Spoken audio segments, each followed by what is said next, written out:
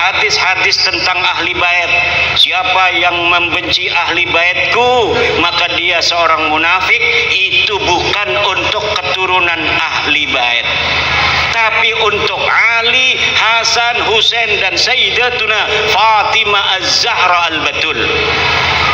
Tidak ada dalil khusus yang menyatakan orang yang membenci keturunan daripada ahli bait itu mendapat celaka. Tidak ada. Begitu pula tidak ada dalil khusus yang menyatakan kewajiban mencintai keturunan Nabi. Tidak ada. Yang ada adalah mencintai ahli baitnya Nabi. Siapa? Ali, Fatimah, Hasan dan Husain. Assalamualaikum warahmatullahi wabarakatuh. Halo semua, sebelumnya saya ucapkan terima kasih karena sudah kembali mengunjungi channel ini. Semoga channel ini bisa bermanfaat dan bisa memberikan pengetahuan dari berita yang terupdate. Saat ini dari berbagai media sosial sedang hangat diperbincangkannya polemik nasab habaib. Polemik nasab ini berawal dari salah satu ulama dari Banten. Beliau bernama Kiai Haji Imaduddin Utsman Al-Bantani yang menolak keras bahwa Habib atau Habaib ini bukanlah keturunan dari baginda Nabi besar Muhammad Sallallahu Alaihi Wasallam. Baiklah, kita sama-sama akan melihat narasi dari Kiai Haji Imaduddin Utsman yang mungkin 2 hari kemarin beliau berdakwah atau memberikan sebuah seminar di Bali, Indonesia. Kita akan coba play videonya ya. Assalamualaikum warahmatullahi wabarakatuh.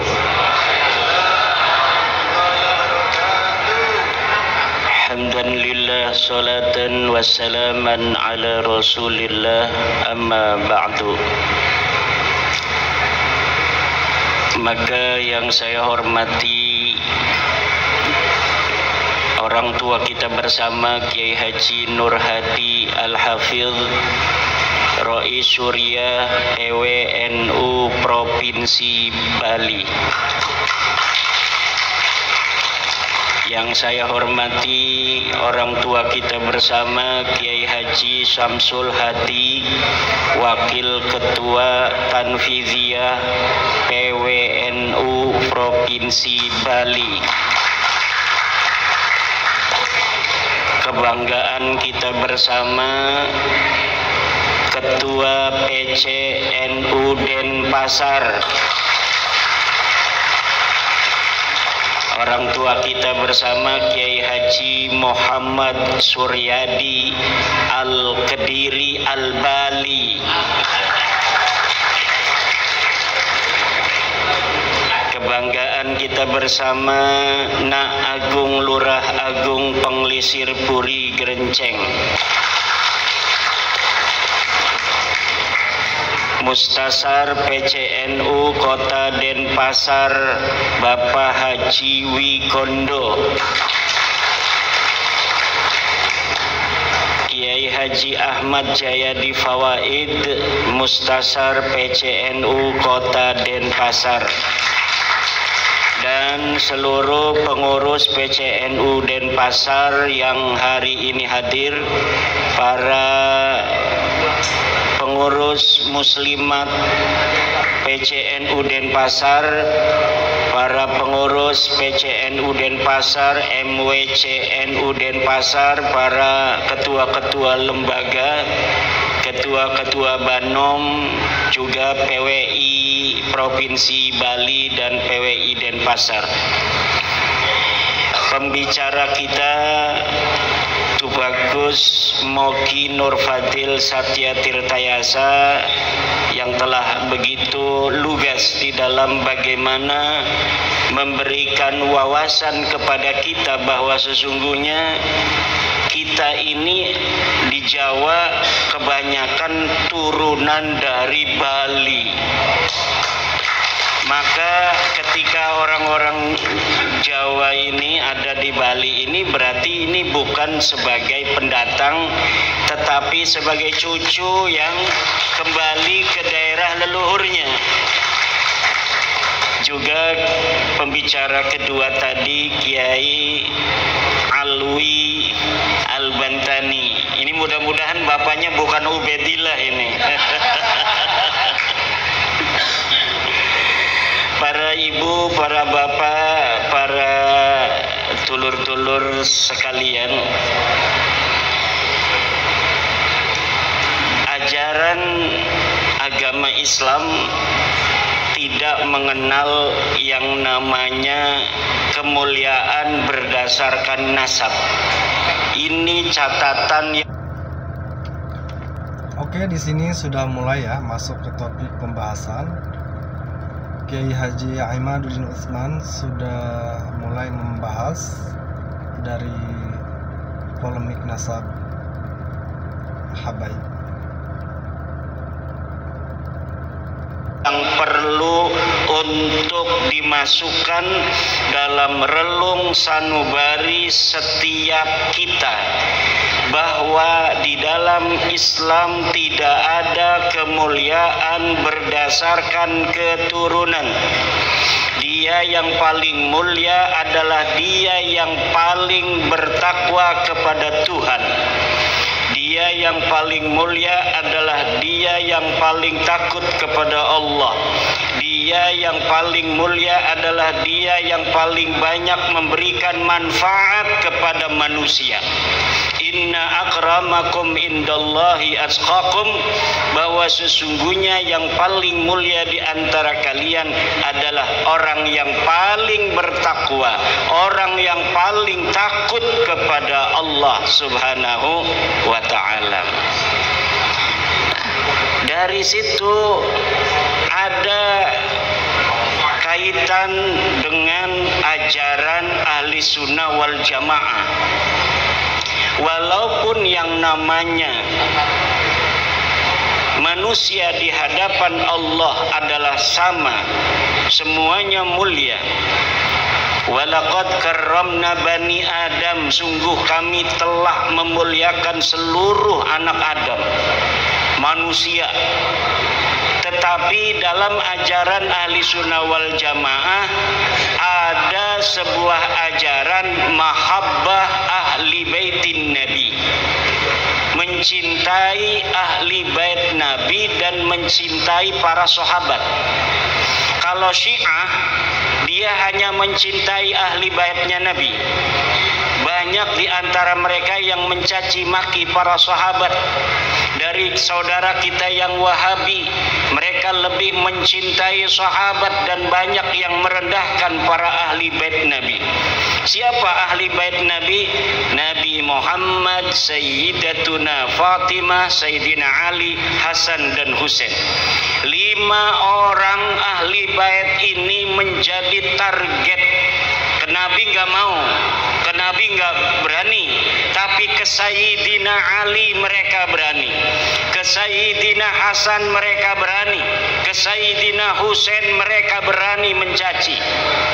Kemudian dari golongan Syiah, kepada sahabat Abu Bakar mereka mencaci, kepada sahabat Umar mereka mencaci, kepada sahabat Utsman mereka mencaci, kepada Ummul Mukminin Siti Aisyah mereka mencaci.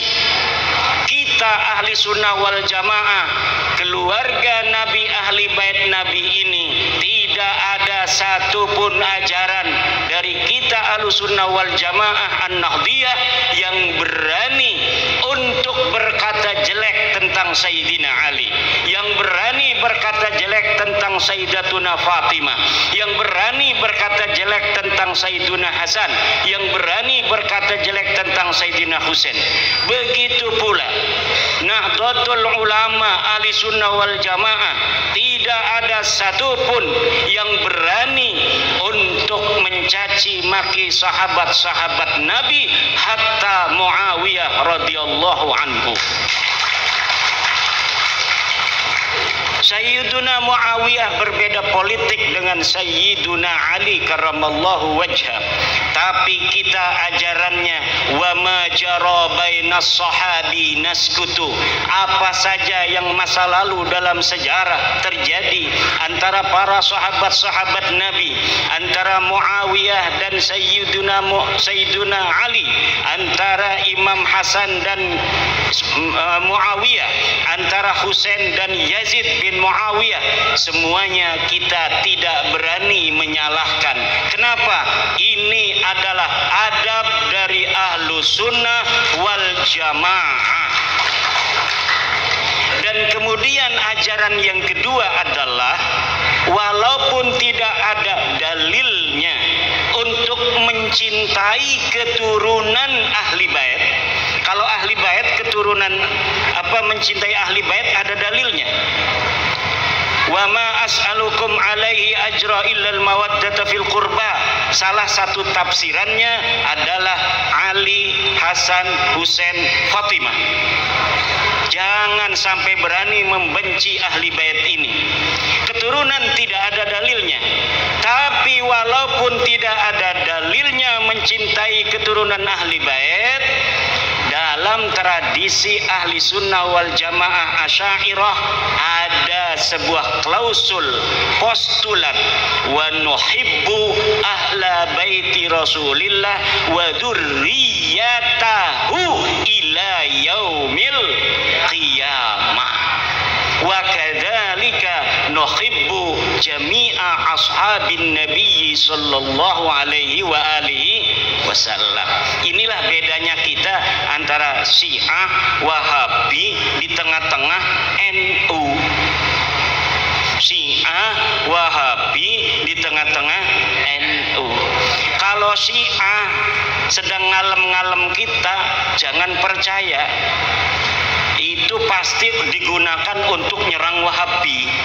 Kalau Wahabi lagi ngalem-ngalem kita, jangan percaya, pasti itu digunakan untuk nyerang. Jadi di sini karena Kiai Haji Aimanuddin Utsman ini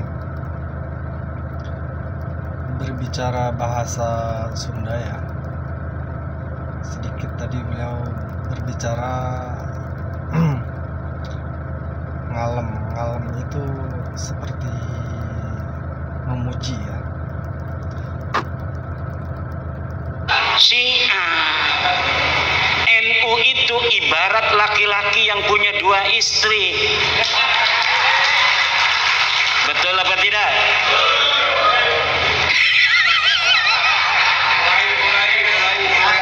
Di sini panas, di sini panas.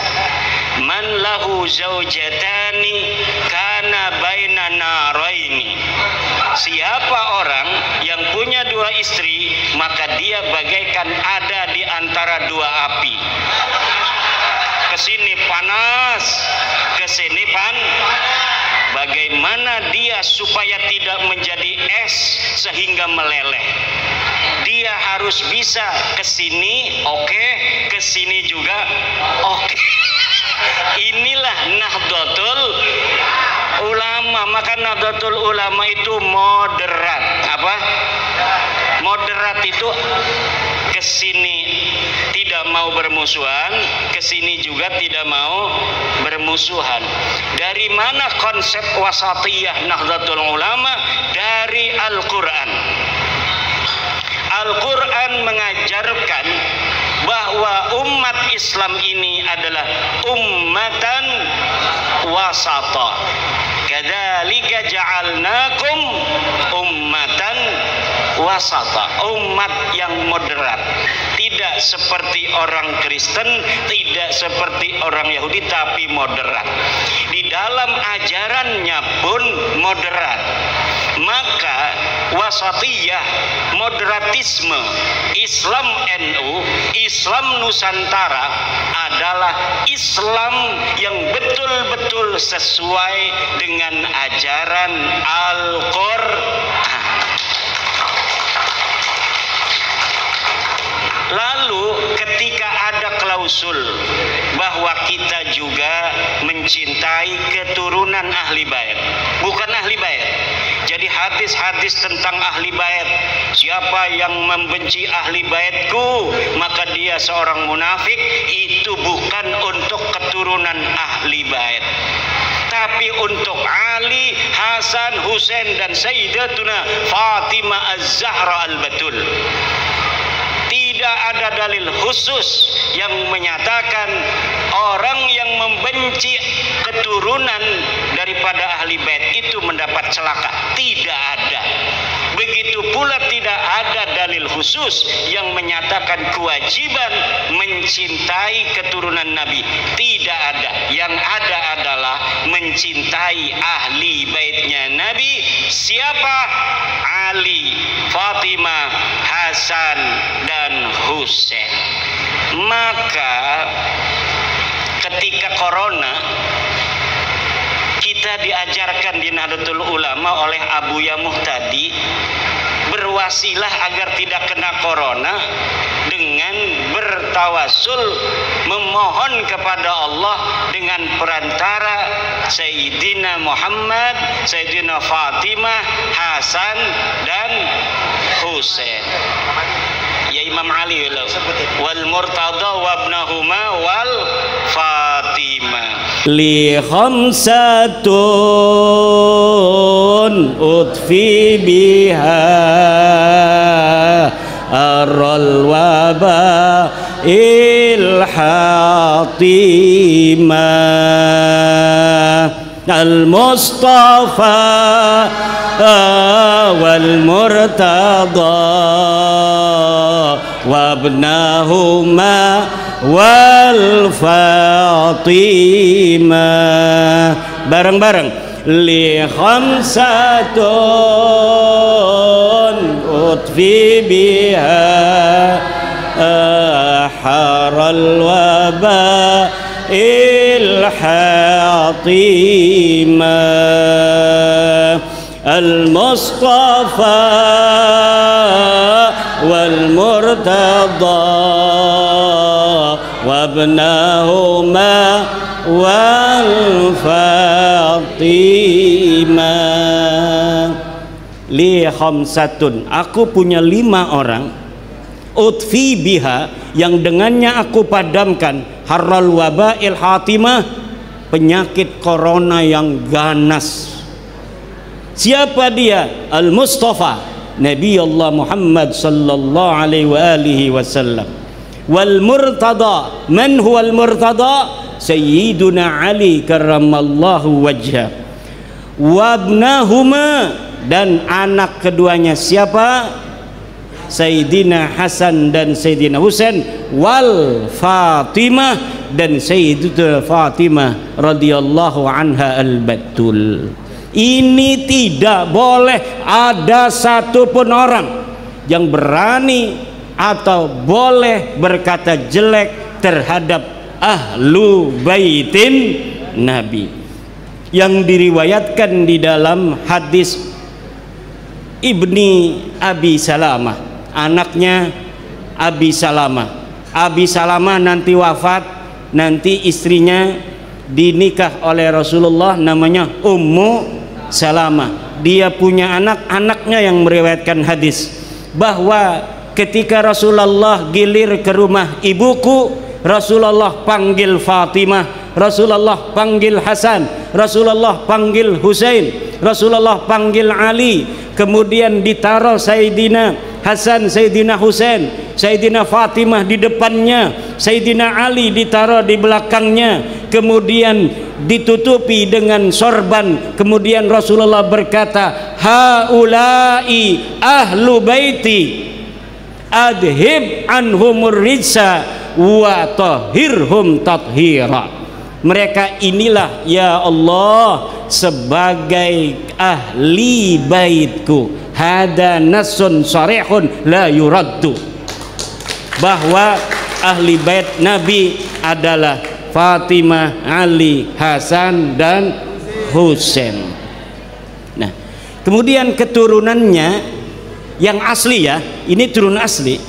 Keturunan asli itu masuk ahli baitnya hanya fi babiz zakati wa babid du'a.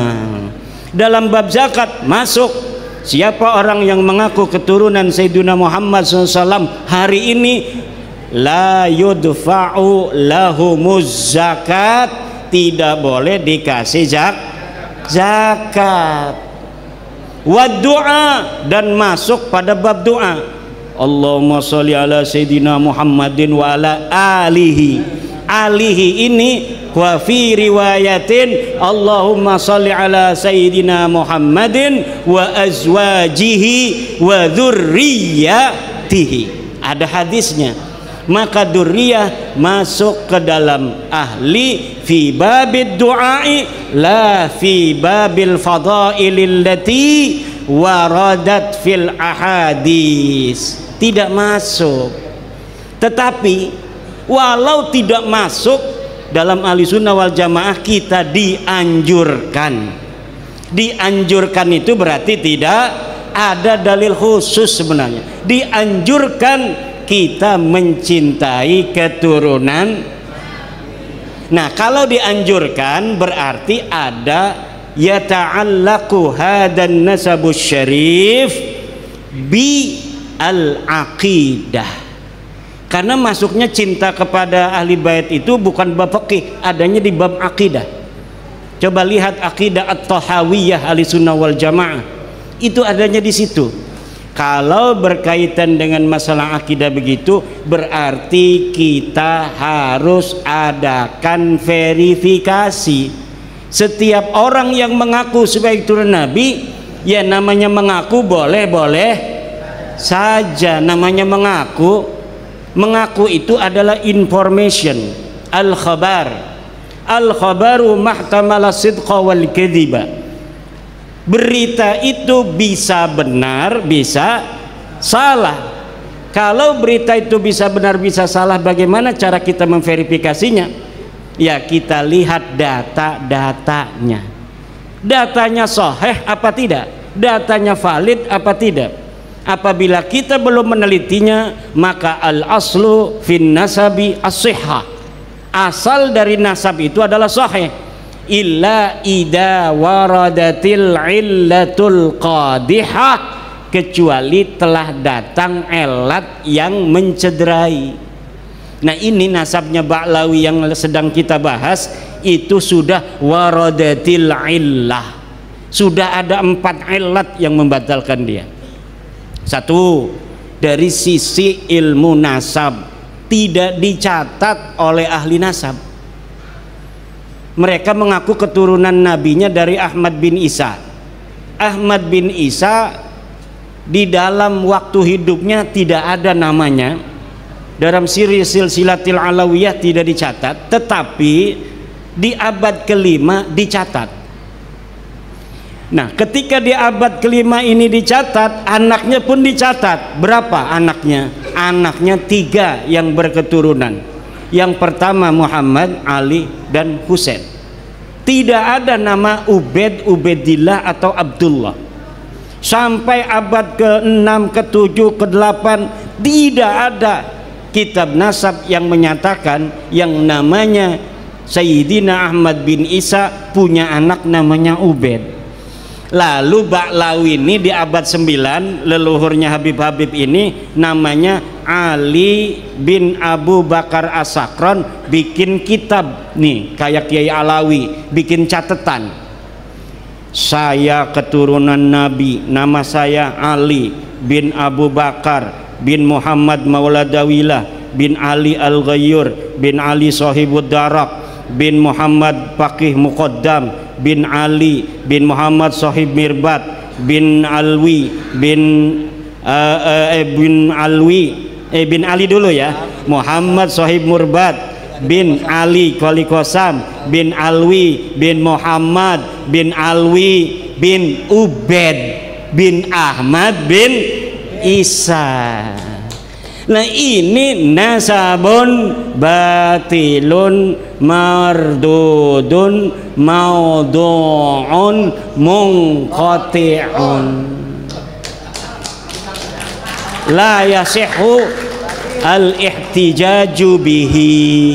Tidak bisa. Kenapa? Lah orang kitab banyak begitu, kitab nasab sama sekali nggak ada yang menulis.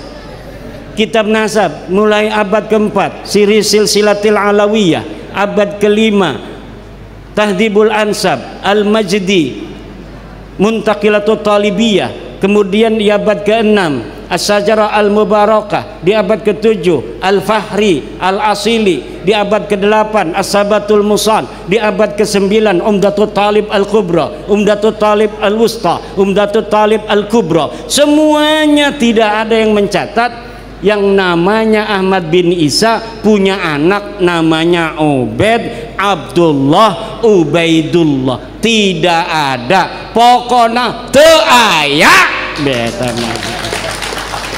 Cek orang Bandung nama teu aya iku orono ya. Kalau nggak ada ya gimana lagi. Mulai adanya sejak abad 9 mereka mengaku. Lalu banyak nih kitab-kitab, karena dia ulama besar Pak. Jadi Ali As-Sakron ini kiai memang. Dia punya bapak kiai juga, bapaknya punya murid-murid.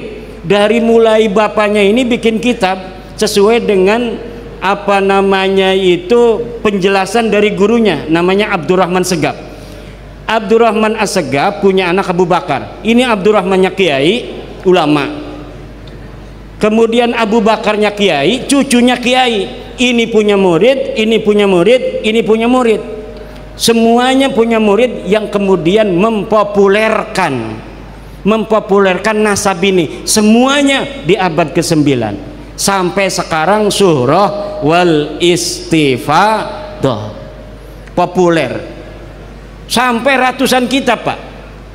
Hanif Al-Attas sekarang sedang mengumpulkan kitab-kitab sejak abad 9 itu sampai sekarang ini sudah bisa terkumpul 140 kitab yang menyatakan mereka turunan Nabi.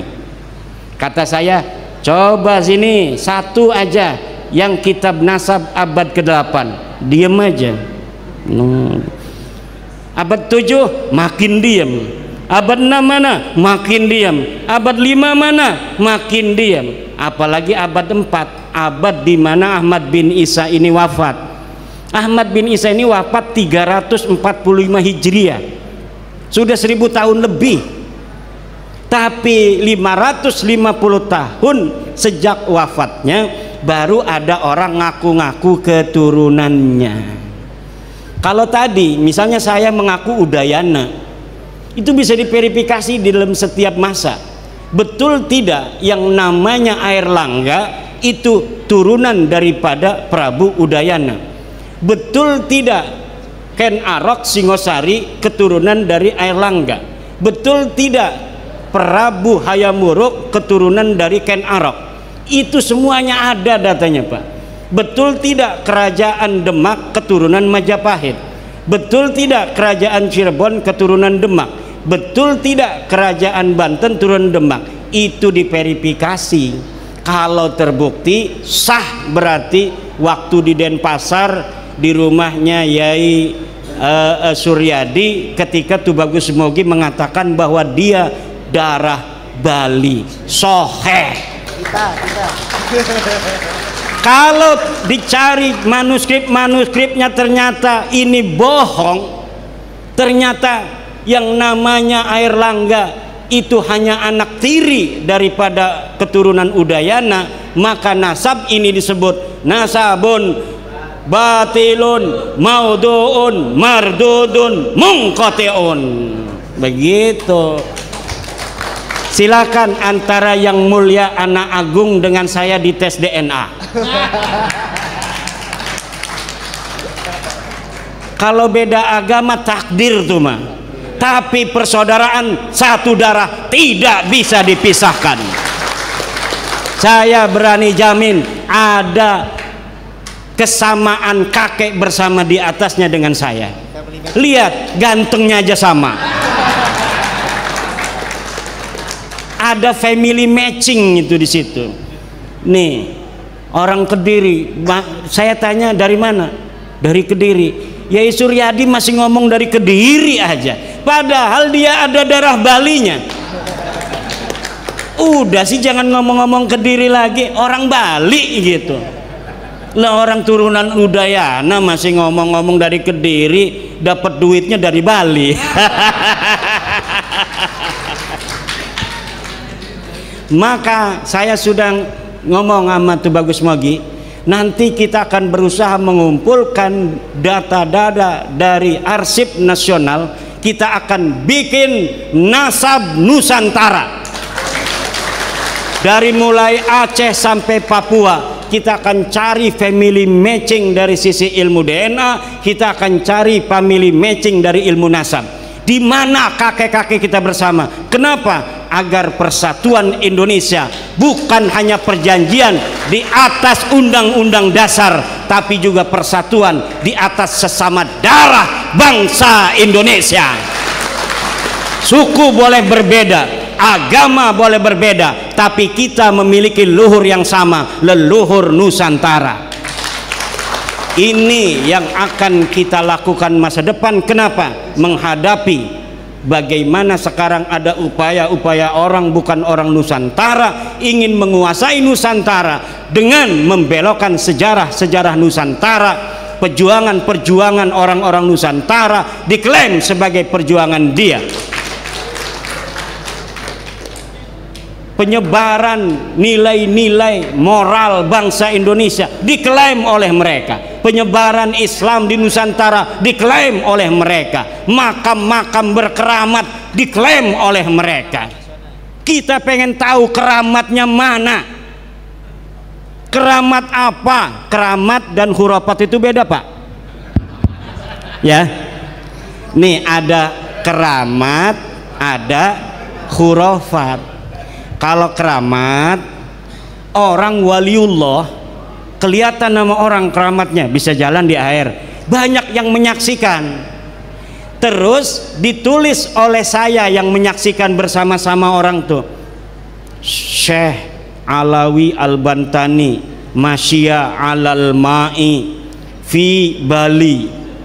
Ketika jalan-jalan di Bali, saya melihat bahwa Kiai Alawi berjalan di atas air. Itu namanya Kitabatul Karomah, menulis keramat para awas. Keramat para wali itu yang ada yang hanya khurafat. Apa itu? Keramatnya nggak ada tapi dibohong-bohong. Syekh Tuh Bagus Mogi bisa muncul dari sumur. Dia pergi ke Bali tidak melalui bandara, tidak melalui Banyuwangi. Dia masuk ke sumur di dapurnya, kemudian keluar di jet pumpnya Yai Suryadi. Itu namanya khurafat. Tidak terjadi tapi ditulis-tulis. Kebanyakan ada penelitian dari ilmuwan di Timur Tengah yang ada di kitab-kitab Balawi itu bukan karamah tetapi khurafat. Kejadiannya ndak ada tapi ditulis-tulis. Mi'raj 70 kali ditulis-tulis bahwa dia baca salam kepada Rasulullah, tidak berhenti baca salamnya kecuali dijawab oleh Rasulullah Muhammad sallallahu alaihi wasallam. Pas saya teliti, namanya Ali Qoli Qosam. Jangankan dia berkeramat, orangnya saja aya, ora ono, namanya saja tidak ada. Dari mana sih ngomong orangnya tidak ada? Kalau Ki Alawi tadi itu kereng karena babnya rijalul hadis. Kereng, tahu kereng? Ketat dia itu, keras ketat. Jadi Ahmad bin Isanya aja dianggap tidak ada. Kenapa Ahmad bin Isanya dianggap tidak ada? Karena Ahmad bin Isa ditulis oleh Ba'lawi sekarang katanya seorang muhaddis, seorang perawi hadis. Kalau ditulis perawi hadis, harusnya namanya sudah ada di kitab Rijalul Hadis. Kiai Alawi sudah meneliti seluruh kitab Rijalul Hadis, tidak ada namanya Ahmad bin Isa. Maka dia katakan Ahmad bin Isa jangankan meriwayatkan hadis, orangnya saja tidak ada. Kenapa? beliau standarnya ilmu hadis. Kalau saya standarnya ilmu nasab. Dalam ilmu nasab, karena ilmu nasab adalah bagian dari sejarah, maka kitab yang paling dekat masanya dengan Ahmad bin Isa itu menyatakan apa? Apakah dia ada ataukah tidak ada? Walau bukan kitab sezaman, tapi yang paling dekat ditemukan yaitu kitab Tahdhibul Ansab 435 Hijriah. Dia wafat 345, tapi kemudian 100 tahun kemudian ada yang mencatat namanya. Nah, ini di dalam ilmu sejarah bisa kita ambil karena apa? Tidak ada yang mencederai dia, tidak ada yang menolak kitab sebelum dia. Kalau ada kitab yang menolak Tahdhibul Ansab bahwa Isa al-Arad, Isa bin Muhammad An-Naqib tidak ada nama anaknya Ahmad bin Isa, maka ini rungkatnya bukan dari Ubed, rungkatnya dari Ahmad bin Isa. Dan sudah ada penelitian di Mekah, Ahmad bin Isa ini memang nasabnya juga batal. Tetapi saya kasihan kalau terlalu banyak yang batal-batal. Udah nggak apa-apa dah, karena ada, walaupun jaraknya 100 tahun dari masa wafatnya Ahmad bin Isa, kita temukan kitabnya namanya Tahdhibul Ansab. Tahdhibul Ansab menyatakan Isa punya anak namanya Ahmad, maka kita pegang bahwa memang Isa punya anak Ahmad, walaupun tidak ada sebelumnya kitab yang sejaman yang menyatakan itu. Kenapa? Kasihan. Karena kalau ini pun kita tolak, jaraknya lebih panjang lagi keterputusan nasab Ba'lawi ini. Kita hitung dari 345 ini kita hilangkan sampai ke ayahnya Muhammad An-Naqib dihitungnya. Kapan Muhammad An-Naqib itu wafat, di situ kita hitung keterputusan. Begitulah ilmu sejarah dan ilmu nasab bekerja untuk mengisbat nasab. Tidak ada kitab nasab yang menyatakan Ahmad bin Isa punya anak Ubed. Karena kita sudah mengakui secara lemah pun bahwa Ahmad bin Isa ini ada, maka kita kemudian mencari dia punya anak berapa. Dia punya anak 3, Muhammad, Ali, Husain. Kitab ini 550 tahun mengatakan yang sama, anaknya 3, Muhammad, Ali, Husain.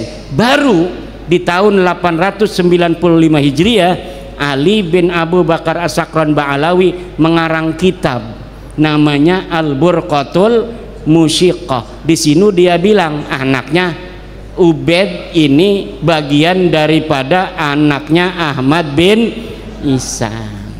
Begitu ceritanya. Itu dari ilmu nasab. Ilmu sejarah, ilmu sejarah, kitab sejarah ditulis sejak abad ketiga Hijriah. Abad kedua Nasabu Quraisy, Tarikh Baghdad, kemudian di sekitar Yaman itu ada Tabaqat Fuqaha'il Yaman, ada Tafaqat Sulaha'il Yaman, ada As-Suluk fi Tabaqatil Ulama wal Muluk, ada Musallam Al-Lahaji, ada kitab Mir'atul Jinan. Semuanya tidak mencatat keluarga Ba'alawi Abdurrahman Segaf sebagai keturunan baginda Nabi besar Muhammad SAW.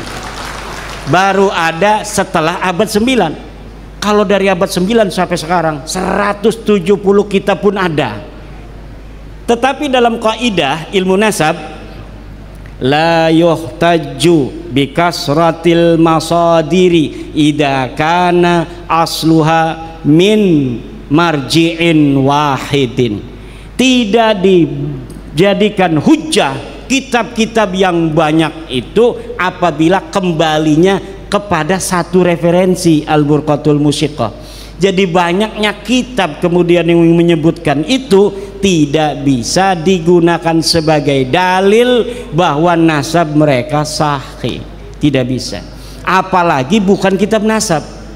Sedangkan tidak ada kitab nasab di abad 9 sampai bawah yang mencatat nama mereka. Yang ada itu kitab Tuhfatut Talib di abad 10. Kitab Tuhfatut Talib baru mencatat nama Alwi, Sohib Mirbat, Khali Qasam, Mupaki Muqaddam, baru dicatat di abad 10. kitab nasabnya. Kalau bukan kitab nasab, Al-Burqatul Musiqah itu kitab tasawuf, itu di abad ke-9 Hijriah. Makanya Kiai Nur Ihya itu kereng juga. Kereng itu artinya pelit. Dia itu mengatakan putusnya 651 tahun. Kenapa? Karena kitab nasab yang pertama mengatakan itu ada di 966 Hijriah, kitab Tuhfatut Talib. Dihitung dari 345 Hijriah sampai ke 996 itu 651 tahun. Kalau saya orangnya loman, orangnya baik, enggak kereng kayak Kiai Alwi, enggak kereng kayak Kiai Nur Ihya. Kalau saya memadukan antara ilmu sejarah dan ilmu nasab, menurut ilmu nasab 651, menurut ilmu sejarah 550 tak. Saya ngambilnya yang kecil, putus 550 tahun. Kenapa? Kasihan. Kenapa kasihan? Karena ajaran Wali Songo penuh kasih sayang. Kasihan. Terlalu panjang nanti makin sedih kan. Begini aja udah marahnya luar biasa. Ini kita ngomongin putus 550 tahun aja marahnya beneran, apalagi kita ngomong putusnya 650 tahun. Ketiga, dari ilmu DNA. Ini putus dari ilmu DNA. Bagaimana? Karena di dalam kitab Nasab Muqaddimah fi Ilmil Ansab, karya daripada Syekh An-Nasabah Khalil bin Ibrahim Ad-Duailimi, itu sudah dikatakan haplogrupnya orang Arab itu J1. Lihat kitab Muqaddimah fi Ilmil Ansab, sudah ada di sana, Pak. Orang Arab turunan-turunan Quraisy semuanya J1 kalau tes DNA. Kalau bukan J1 itu bukan orang Arab. Nah, bagaimana dia itu bisa menjadi keturunan Nabi kalau orang Arab aja bukan? Jadi masa depan nih Pak,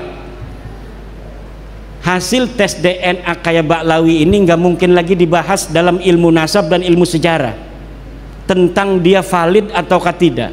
Karena masa depan itu ketika ingin menelusuri keturunan Nabi, cukup lihat tes DNA-nya dulu.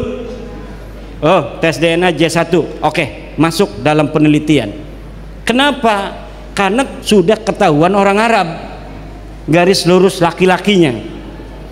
Kalau misalnya haplogrupnya kayak Ba'lawi, G, golep. Kita mau ngapain saja di dalam ilmu nasab, ilmu sejarah, pasti ini ujung-ujungnya putus. Kenapa? Tidak ada kakek bersama antara Ba'lawi dan Nabi Muhammad selama 45.000 tahun dalam ilmu DNA. Kita ini punya kakek bersama. Saya Ki Alawi mengaku sama-sama keturunan Sunan Gunung Jati, pakai mengaku. Itu bisa dibuktikan nanti dari tes DNA. Tuh bagus Mogi tes DNA, saya tes DNA, ini tes DNA. Nanti kakek bersamanya ada nggak di 400 tahun? Kalau kakek bersamanya ada di 400 tahun, sah mengaku keturunan Sultan Hasanuddin. Kenapa? Karena Sultan Hasanuddin dan kita hari ini itu jaraknya 400 tahun atau 500 ya, 500 tahun. Kalau misalnya pas tes DNA Abdi ya jeung Ki Alawi pas di tes DNA kakek bersamanya 50.000 tahun, nggak mungkin ini keturunan daripada kami ini. Salah satunya pasti ada yang salah dari keturunan Sultan Hasanuddin. Kenapa? Sultan Hasanuddin ada kakek bersama yaitu 500 tahun. Itu cara bekerja ilmu DNA. Pakai dalil haram, makruh, sesat, kafir, ndak bisa. Masa depan akan ditertawakan oleh peradaban. Daripada nanti malu, lebih baik sekarang yang rapih mundur pelan-pelan. Daripada masa depan malu, lebih baik sekarang mundur pelan-pelan. Udah biarin aja itu Ki Imad Dajjal. Kamu mau percaya mau enggak dengan nasab kami, silahkan dah. Udah begitu aja udah. Karena kalau enggak begitu, semakin dia itu, saya mau kemana nggak boleh, saya mau kemana, saya makin terkenal, makin banyak yang pengen. Ini udah undangan ceramah ke Kalimantan kemarin dari Malaysia, numpuk sekarang, bikin sibuk saya juga ini. Ini yang angkat saya Baklawi. Semakin dia tidak percaya, semakin orang banyak percaya. Semakin dia punya buat dalil-dalil palsu, manuskrip palsu, semakin orang cerdas-cerdas baca. Coba baca kitab buku Keabsahan Nasab Balawi itu. Dia ngomong tidak ada dalil kitab sejaman, tapi dia bikin manuskrip palsu. Saya sudah tulis manuskrip palsu Baklawi versi Rumel Abbas. Bisa di-download. Bagaimana kepalsuannya itu? Dia bikin kitab tahun 1960. Seorang Baklawi bikin kitab tahun 1960, tapi ditulisnya di situ dibikin tahun 640 Hijriah. Dari mana eta Ki Imad nyaho bae Cina eta palsu? Dari berbagai macam literatur tentang orang yang disebutkan itu. Pengarangnya katanya namanya Sa'duddin Az-Zifari, 640 Hijriah, katanya murid Faqih Muqaddam. Bagaimana dia jadi murid Faqih Muqaddam sedangkan Faqih Muqaddam teu aya jelmana ge? Teu aya. Ini kita Nusantara ngomong Bali oke, ngomong Sunda oke, ngomong Jawa kita mah bisa. Ki Alawi orang bisa ngomong Jawa. Orang Bali ngomong, kalau lagi bahasa Indonesia saya paham, orang Bali ngomong enak didengarnya kan. Dan Indonesia ini diciptakan dalam realitas keberagaman yang luar biasa, kekayaan alamnya dan kekayaan budaya dan peradabannya tidak boleh dikuasai selain oleh putra putri Nusantara. Nahdlatul Ulama sebagai ajaran Wali Songo, pelembagaan ajaran-ajaran Wali Songo di masa lalu sekarang dipegang oleh Nahdlatul Ulama. Orang-orang NU ketemu dengan orang Kristen itu biasa-biasa aja. Orang NU ketemu dengan orang saudara dari Bali, dari Hindu, dari Buddha, ya seperti saudara aja. Saya punya teman namanya Selamat, orang Magelang. Dulu kuliah ilmu politik bareng. Saya mau berangkat haji kondangan. Biasa kayak orang biasa aja. Nah, kenapa? Kita orang NU diajari tentang pluralisme, pluralitas sebagai sebuah keniscayaan bangsa Indonesia. Kita diajari toleransi, diajari saling asa, saling asih dan saling menyayangi. Jadi biasa. Coba orang Wahabi kalau misalnya duduk sini orang Kristen, sini dengan orang saudara dari Konghucu, dia ngegeter-geter, saya masuk neraka ini, saya masuk neraka. Kayak neraka punya dia.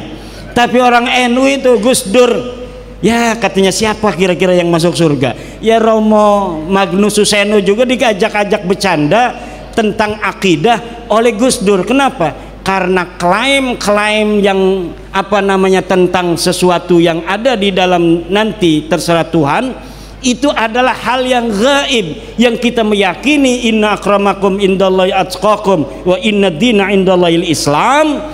Itu adalah ajaran kita. Siapa tahu teman-teman saudara kita juga punya ajaran begitu tentang agamanya. Nanti di sanalah Allah Subhanahu wa taala yang akan menjadi hakimnya. Nah, kalau misalnya orang Wahabi enggak, dia yang menghakimi di dunia ini. Ya ini neraka ini. Tahlil kufur. Ini katanya ngaben ngebanten, ngasih sesajen tuh sama ini. Itu musyrik. Siapa itu yang di atas Gunung Merapi atau Gunung Semeru disepak sama Wahabi. Padahal kalau orang NU yang nemu itu langsung dimakan. Nah, Nahdlatul Ulama sebagai pelembagaan ajaran kasih sayang Wali Songo inilah yang menjadi perekat bangsa Indonesia ila yaumil qiyamah. Kalau misalnya NU ini ajarannya kemudian dimasuki oleh ajaran-ajaran yang bukan ajaran Wali Songo, maka keberagaman kita sebagai bangsa Indonesia akan mudah dipecah belah. Kita Indonesia besar, betul, tapi kita dipisahkan oleh lautan. Sumatera dipisahkan oleh lautan dengan Jawa, Sumatera dengan Kalimantan dipisahkan oleh lautan, Sulawesi dan Kalimantan dipisahkan oleh lautan, Maluku, begitu pula Papua, Bali dan Madura. Tetapi kita disatukan oleh kenusantaraan. Kita berikrar, kita beriktikad untuk menjaga tanah air Nusantara ini dalam keindonesiaan selama-lamanya ila yaumil qiyamah. Siapa kita? Siapa kita? Siapa kita? NKRI, Pancasila, Nusantara milik kita. Nusantara, Nusantara, Nusantara. Yang jadi raja anak Nusantara. Tidak boleh ada orang-orang yang bukan putra putri Nusantara menjadi raja di Nusantara ini. Setuju? Ya, caranya apa? Demokrasi ini adalah jalan yang dipilih oleh para the founding father bangsa Indonesia. Agar apa? Agar orang-orang yang bukan Indonesia, yang bukan Nusantara tidak bisa jadi raja di Indonesia. Sejelek-jeleknya anak Indonesia, ini misalnya gini nih, ada turunan Nusantara tuh boga duit, ini ada tuh orang asing dari bukan Nusantara nyalon bareng, ini banyak duitnya. Kira-kira Bapak milih yang mana? Kalau milih ini nggak dikasih duit, milih ini dikasih duit, milih mana? Harus digelorakan mulai saat ini. Apabila terjadi hal-hal demikian, maka yang harus kita pilih, wajib hukumnya difatwakan oleh LBM, kita harus memilih, wajib memilih bangsa Indonesia. Kalau tidak, Pak, demokrasi ini juga membuka celah orang-orang bisa menjadikan raja di negeri kita bukan dari putra putri kita. Ini orang Bali harus hati-hati, jangan sampai yang jadi gubernur bukan orang Bali. Orang Jatim hati-hati, awas yang jadi gubernur bukan orang Jatim. Ini demokrasi harus menghargai daripada tanah di mana manusia-manusia itu ada. Yang harus jadi raja di Jatim ya orang Jatim, yang harus jadi raja di Bali ya orang Bali, yang harus jadi raja di NTT ya orang NTT. Demikianlah seharusnya menurut Asabiyah Ibnu Khaldun, di mana politik itu dibangun berdasarkan suara mayoritas demi untuk menjaga hak-hak minoritas. Demikian, wallahu wal muwaffiqu ila aqwami thoriqin. Wassalamualaikum warahmatullahi wabarakatuh. Mohon tepuk tangan sekali lagi buat Al Mukarram Kyai Imaduddin Usman Al-Bantani. Tentu satu suasana semakin hangat, lebih menghangatkan. Jadi polemik nasab ini membuat semua orang, khususnya yang menggunakan media sosial, pasti sudah mengetahui dan bertanya-tanya ya, yang sebenarnya dari keabsahan nasab habaib tersebut. Saya bukan memicu adanya pertikaian antara Muhyiddin atau yang lainnya yang masih mengikuti Habib atau yang mengikuti Kiai Haji Imaduddin Utsman, tapi kita di sini hanya mencari kebenaran ya. Hanya mencari kebenaran karena kita semua tidak ingin nama baginda Nabi besar Muhammad Shallallahu Alaihi Wasallam tercoreng oleh oknum-oknum tertentu. Oke, kita sudah sama-sama melihat ya. Tadi beliau Kiai Haji Imaduddin Utsman sudah memberikan narasi-narasi penting, khususnya tentang sejarah. Tadi yang saya kutip ada beberapa dari dakwah beliau juga membahas tentang Habib ya. Baiklah, semoga video yang kita tonton tadi bermanfaat dan memberikan pengetahuan untuk kita tentang polemik nasab ini ya yang sedang berjalan. Terima kasih sudah menonton video ini, sudah mengikuti saya sampai sekarang. Saya pamit undur diri. Jika kawan-kawan berkenan, silahkan klik tombol like dan subscribe dan share ke teman-teman kawan-kawan sekalian jika video ini bermanfaat. Terima kasih, saya pamit undur diri. Assalamualaikum warahmatullahi wabarakatuh.